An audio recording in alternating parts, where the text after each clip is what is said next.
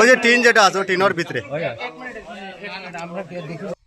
এই দেখো আই গেছেন তারা আমরা থিকালদা আই গেছেন। তো আজকেরটা কত নম্বর? 96। তো গতকালকে 99 কইছিল আর কিং কোবরা 96। ঠিক আছে চলো আমরা দেখাইমু। আর দেখতে পারা প্রচুর মানুষ কিন্তু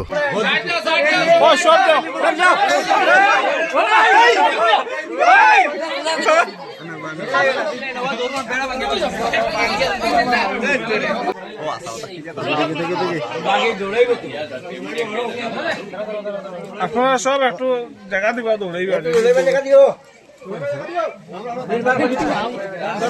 তুমি দেখি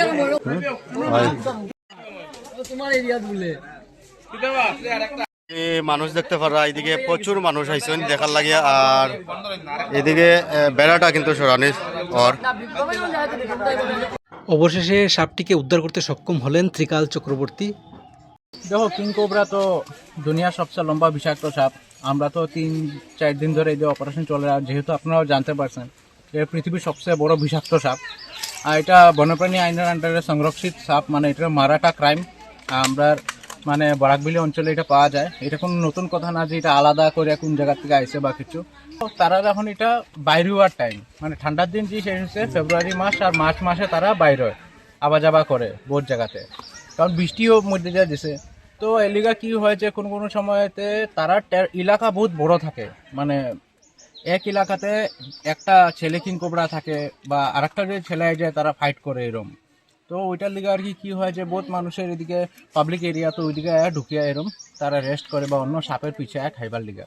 তো এটা টেনশনের কোনো কিছু নাই, কারণ আমরা তো আসি, ফোন করলে আমরা সবসময় আমরা আসি।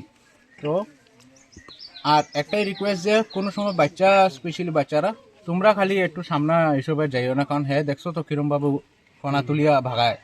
হেও জানে যে হ্যাঁ যদি কামড়াতে শেষ কিন্তু খেলা। পালংঘাট দেখেন এইসব সাইডে আগে থেকেই কিং কোবরা প্রচুর আছে, হ্যাঁ, কারণ এদিকে ক্ষেত আছে, তার খাদ্য এদিকে অন্য সাপ বহুত আছে, আর সামনে পাহাড় আর আছে। তো ওইটার লিগে আর কি কিং কোবরা এরকম লোয়ার জোন এরিয়াতে বহুত আয় আর কি, খানি দানি খাবার লিগা বা আর কি ঘোরাফেরার লিগা। তো ওইটার লিগা টেনশনের কোনো কিছু নাই। হ্যাঁ, আর 2 নম্বর কথা হলো আমরা ফোন করি দিন 7.5 ফুট এটার ছেলে আছিল, এর লিগা একটু মানে রাগিয়ে আছিল। আর এর ওজন প্রায় 2 কেজির ভিতরে হইব।